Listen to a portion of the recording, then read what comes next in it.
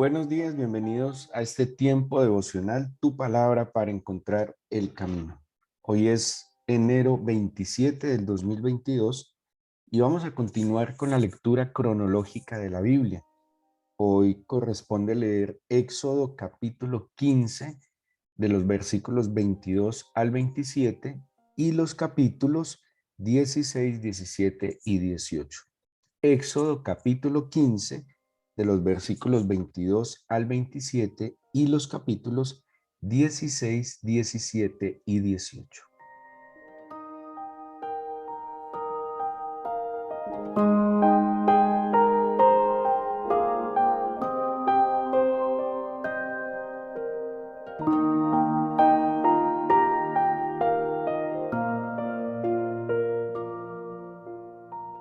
En la lectura que terminamos el día de ayer, estaba pues el pueblo de Israel viendo el prodigio de la liberación de Faraón.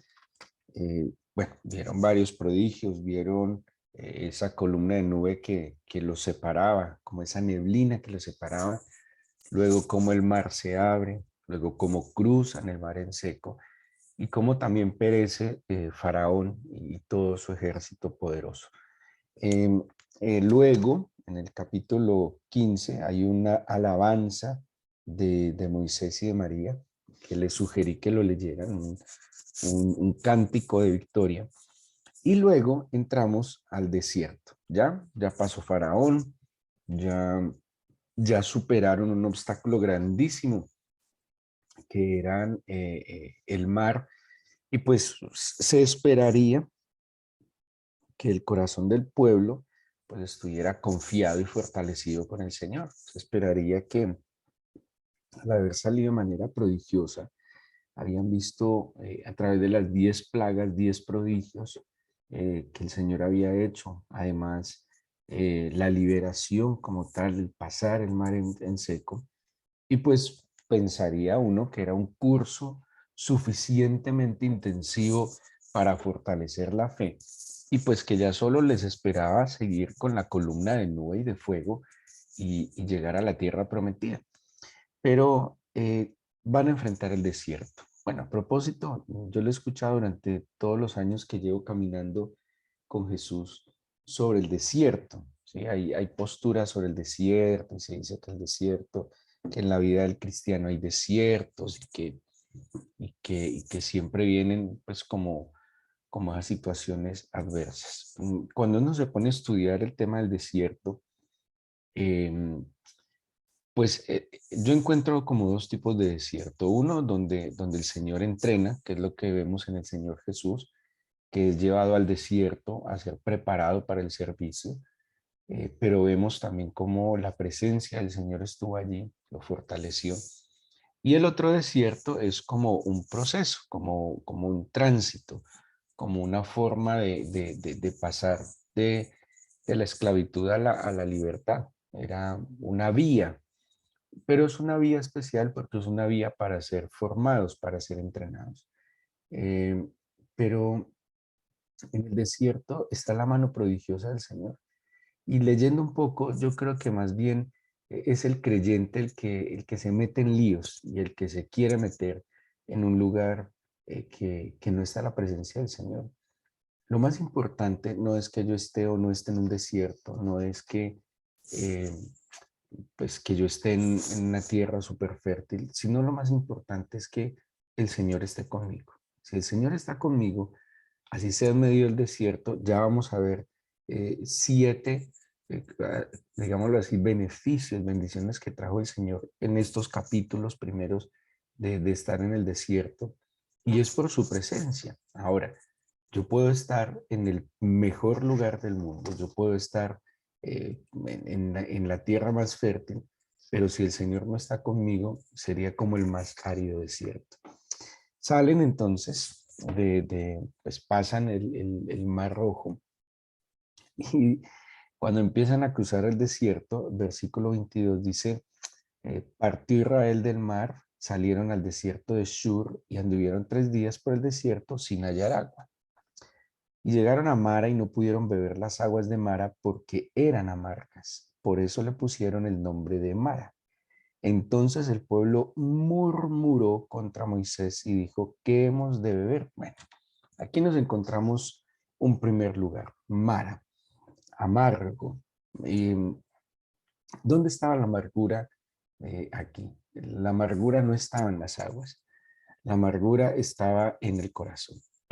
Habían 3 días atrás visto prodigios, habían visto lo imposible.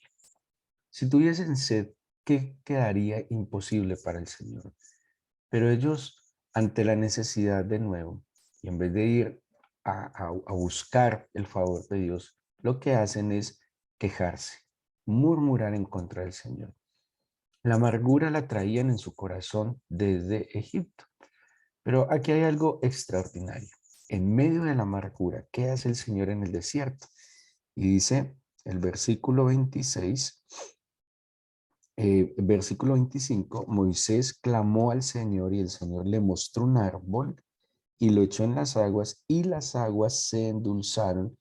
Allí les dio estatutos y ordenanzas y allí los probó.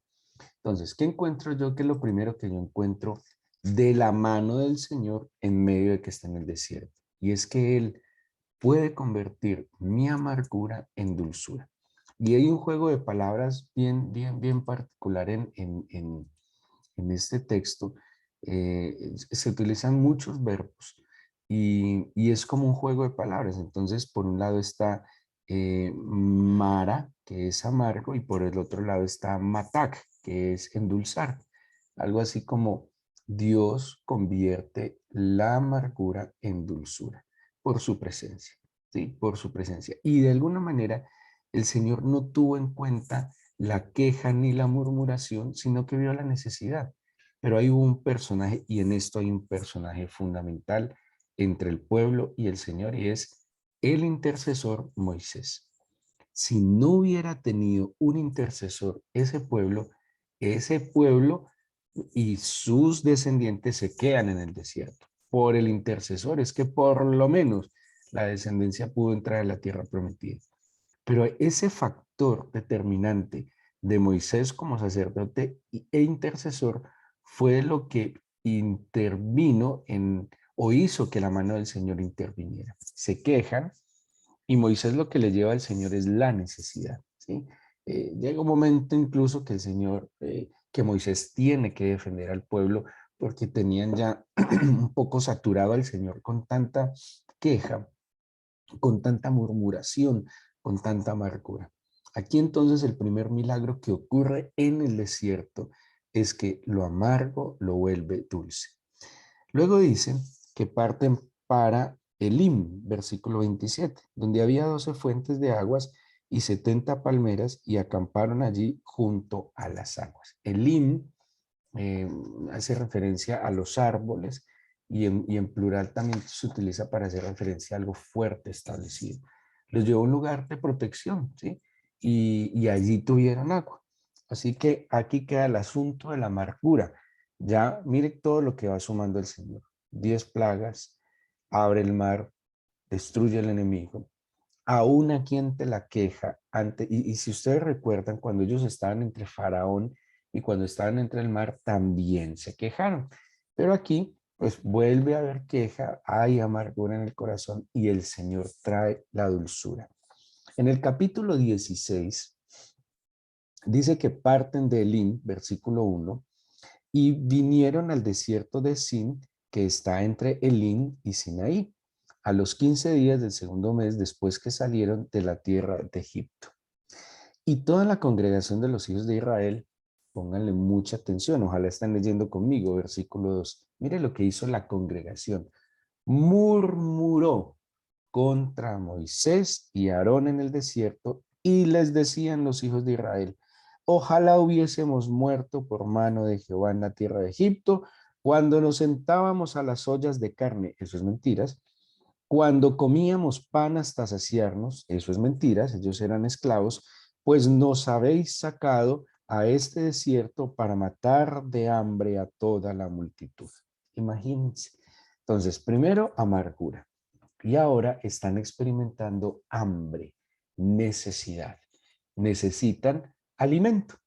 Entonces Moisés y Aarón y todos los hijos de Israel le dijo, en la tarde sabréis que Jehová os ha sacado de la tierra de Egipto y a la mañana veréis la gloria de Jehová, porque él ha oído vuestras murmuraciones contra él, porque nosotros, ¿qué somos para que vosotros murmuréis contra nosotros?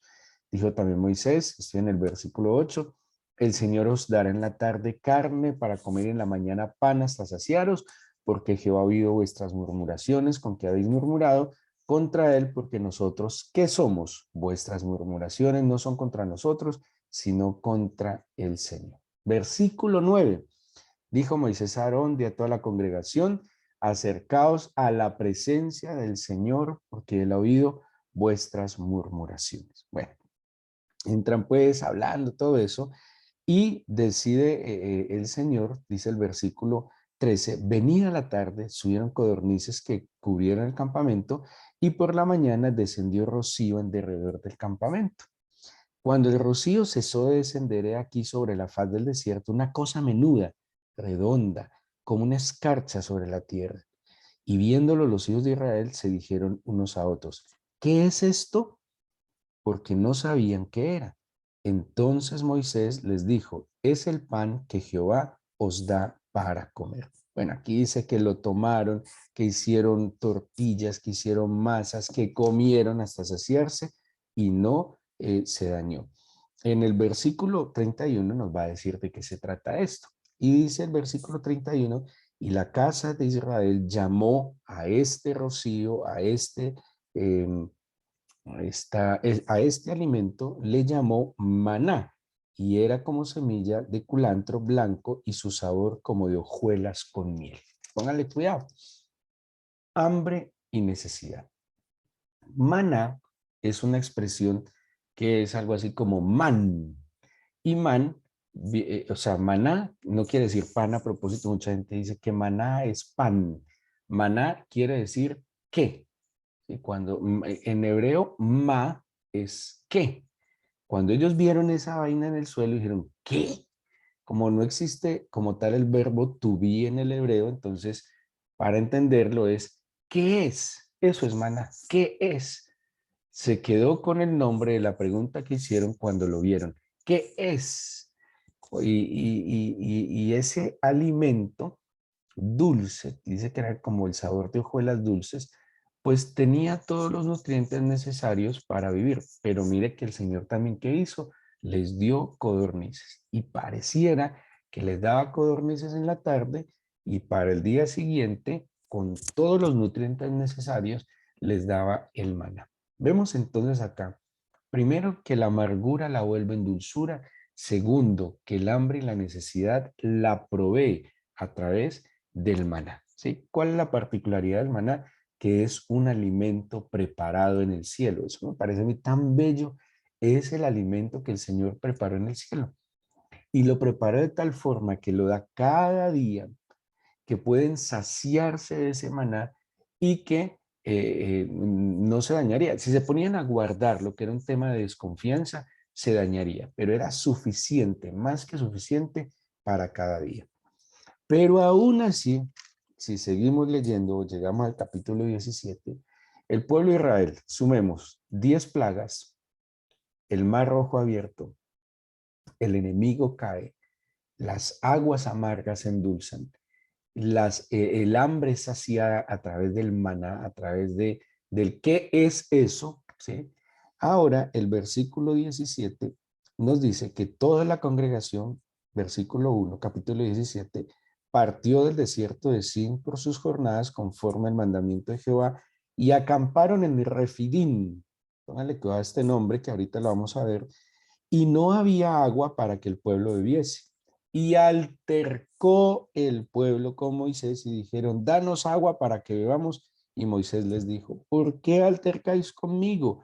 ¿Por qué tentáis al Señor? Así que el pueblo tuvo allí sed y murmuró contra Moisés y dijo, ¿por qué nos hiciste subir? Bueno, todo esto termina en que el Señor hace brotar agua de la tierra. Aquí, en el tercer punto, pues Aquí hay dos palabras que se usan y dice el versículo 7, llamó el nombre de aquel lugar Masá y Meribá, por la rencilla de los hijos de Israel. Ellos tenían sed. El Señor saca agua de la roca. Pero, ¿cuál fue el punto acá? Masá es probar y se refiere a que ellos tentaron al Señor, probaron al Señor, pero también tuvieron conflicto con el Señor, que es la palabra Meribá, la rencilla. Eso trajo a ellos, o esa fue la consecuencia de esa necesidad de sed. Pero aún a pesar de probar y tentar a Dios, ¿qué hizo el Señor? Les proveyó el agua de la roca. Esto es algo prodigioso también, que salga agua de la roca en medio de un desierto. Me imagino que uno puede encontrar agua en un desierto cavando un pozo profundo hasta tiene que haber algún agua subterránea. Pero aquí el Señor dice que brotó agua de la tierra. Así que vemos acá cómo el Señor convierte la amargura en dulzura. El Señor da la provisión, el alimento, pero también el Señor sacia la sed en medio incluso de la rencilla que tenía el pueblo. Bueno, Moisés decía, no es conmigo, es con el Señor, yo no soy nada. El pueblo creía estar discutiendo y peleando con Moisés, pero como Moisés les decía, no soy yo, ustedes están en contra del Señor. Pero ojo con esto, Refidín, y aquí viene el quinto. Refidín, dice el versículo 8, vino Amalek y peleó contra Israel en Refidín. La historia cuenta, dice el versículo 11, sucedía que cuando alzaba Moisés su mano, Israel prevalecía, pero cuando él bajaba su mano, prevalecía Amalek. Y las manos de Moisés se cansaban, por lo que tomaron una piedra y la pusieron debajo de él, y se sentó sobre ella, y Aarón y Hur sostenían sus manos, el uno de un lado y el otro del otro. Así hubo en sus manos firmeza hasta que se puso el sol. Refidín quiere decir apoyo, respaldo. Y aquí hay algo muy tenaz. Yo creo que se me viene algo a la cabeza en este momento. Yo creo que todas estas cosas de la dulzura, del maná, de saciar la sed, tiene que ver ese respaldo del Señor a Moisés, porque a quien le sostuvieron las manos, a quien le respaldaron las manos y a quien apoyaron es a Moisés. Moisés como representante, sacerdote, intercesor del pueblo. Ese era el que no le podía caer la fe. Ese era al que no le podían caer las manos, porque de alguna manera su corazón ligado al Señor era como Moisés se convirtió como en un pararrayos entre Dios y el pueblo.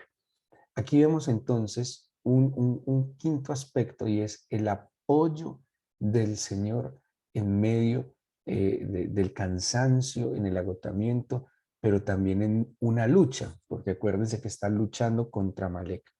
Y en esa lucha contra Amalek, en el cansancio y el agotamiento que empieza a experimentar Moisés, pues es sostenido, es respaldado, es apoyado. Eso en sí quiere decir refidim.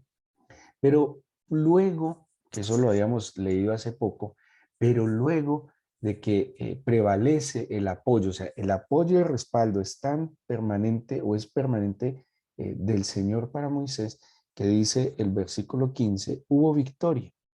Y el versículo 15 dice, edificó Moisés un altar y llamó su nombre el Señor Nisi. Y ahí tiene que ver, el Nisi es estandarte y el estandarte es la bandera que generalmente se coloca como símbolo de victoria. Así que en medio del desierto el Señor es apoyo, respaldo, pero también victoria. Refidim y Nisi.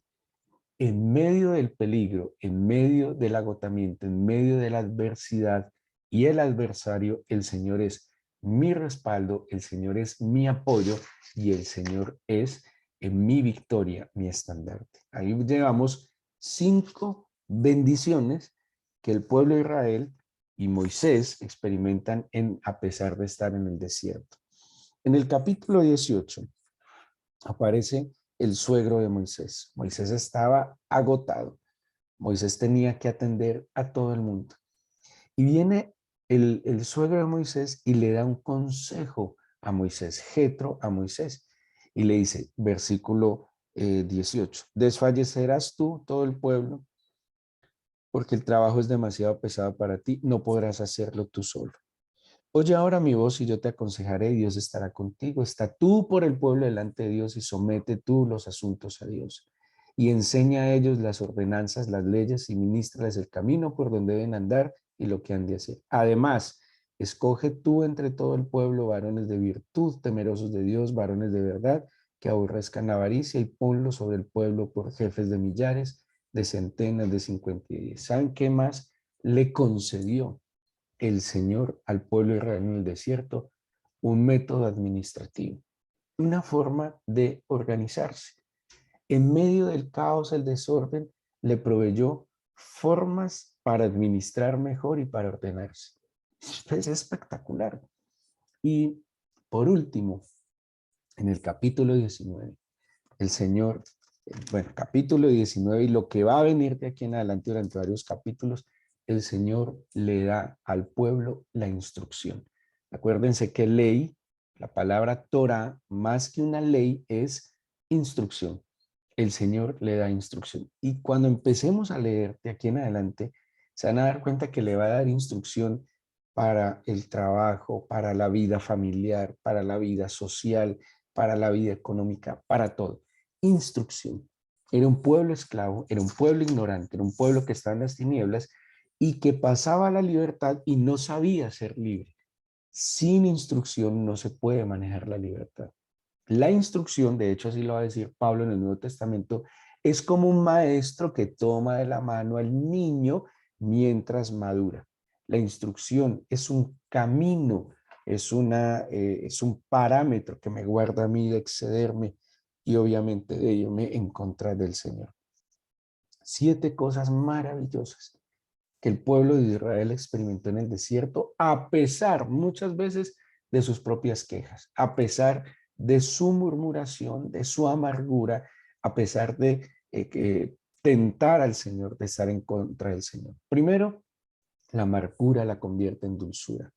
Segundo, provee a través, lo que nos mostró la Biblia, el maná, sacia las necesidades. Tercero, también sacia nuestra sed a pesar de tentar y probar y, como dice la palabra, meribá, y tener rencillas contra el Señor. Pero a pesar de eso, el Señor provee entonces el alimento y también la bebida que sacia nuestra sed.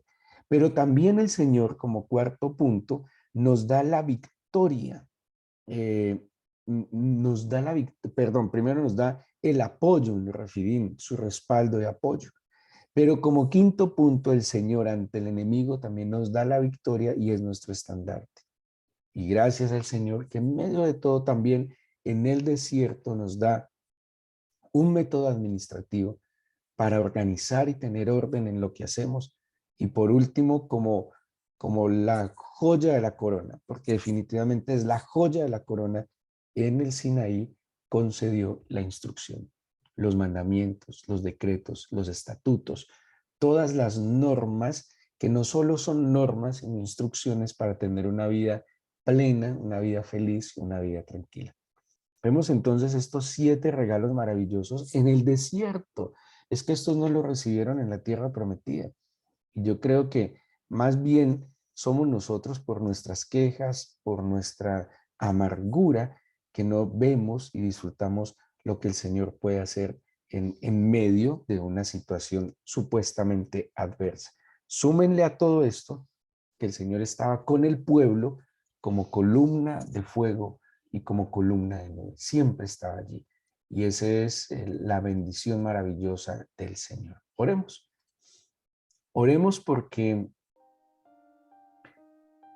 nosotros muchas veces, habiendo sido libertados por el Señor, podemos tener aún en nuestro corazón esto, la queja, la amargura, la murmuración. Todo nos afecta, todo nos aflige, todo nos mueve el piso. Y eso le pasaba al pueblo de Israel, todo lo desestabilizaba. Su alma era muy frágil. Y muchas veces el creyente se vuelve muy frágil. y se fija más en cosas tan irrelevantes, pero es por falta de afirmar la fe y la confianza en el Señor. De hecho, todos se iban en contra de Moisés. Ahora era la figura que tenía en la mano, y siempre cuando el alma es frágil, vulnerable y le falta madurez espiritual, busca a quién culpar. Primero al prójimo, al más cercano, al que tiene a mano. Ese es el primero que hay que culpar. En lo último se termina culpando al Señor. Hable con el Señor. Y si en su corazón hay amargura, hay queja por la necesidad, tal vez usted realmente tiene necesidad, hambre, sed. Si usted se siente en peligro, vulnerable, pues hágalo sin rencilla, hágalo con humildad, con temor. Si usted tal vez en estos días ha dicho que está pasando un desierto, que está pasando porque no tiene empleo, porque tiene muchas deudas, porque está enfermo, porque hay problemas familiares. Pero si además de estar en medio de esa situación árida, hay amargura, hay rencilla, tentamos al Señor, pues es mejor volver nuestro corazón a Él con humildad y pedirle que estos 7 dones que le concedió a Israel en el desierto estén en nosotros hoy. Dígale, Señor, endulza mi amargura. Déjame ver el maná que desciende cada día, tu alimento. Sacia mi sed. Apóyame. Levanta mis manos caídas, cansadas. Respáldame, Señor. Tú directamente a través de alguien, dame tu apoyo, Señor. Y ayúdame a vencer, dame la victoria en esta adversidad, en esta contradicción, Señor. Y te suplico que me des la forma de administrar mejor, así como Jetro se la dio a Moisés claramente. Permíteme poner las cosas en orden, porque es un desgaste y no llego a nada. Pero sobre todo, graba tu instrucción en mi corazón. Graba tus dichos en mi corazón. Ante todo, que yo sea atento a tus palabras y que no me aparte ni a derecha ni a izquierda de ellas. Señor, no puede ser una excusa para vivir en amargura que estoy en el desierto. Por el contrario, el desierto es un lugar para ver tu gloria de manera prodigiosa, notable y evidente. Y yo te suplico, mi Señor, te pido de todo corazón que me dejes ver tu gloria, que me dejes ver tu bondad. Así como le dijiste al pueblo de Israel, en la mañana verás la gloria. Yo quiero ver tu gloria cada mañana. Quiero ver tu gloria cada día, Señor. Y esa procuraré. Extiende tu mano de bendición, de favor sobre cada uno de tus hijos. Bendice este día, guárdanos de todo mal, peligro. Cuídanos de caer en cualquier tipo de tentación y desde ahora bendecimos y tomamos con gratitud los alimentos que pones delante de nosotros. Por escucharnos, te agradecemos. En el nombre de Jesús. Amén.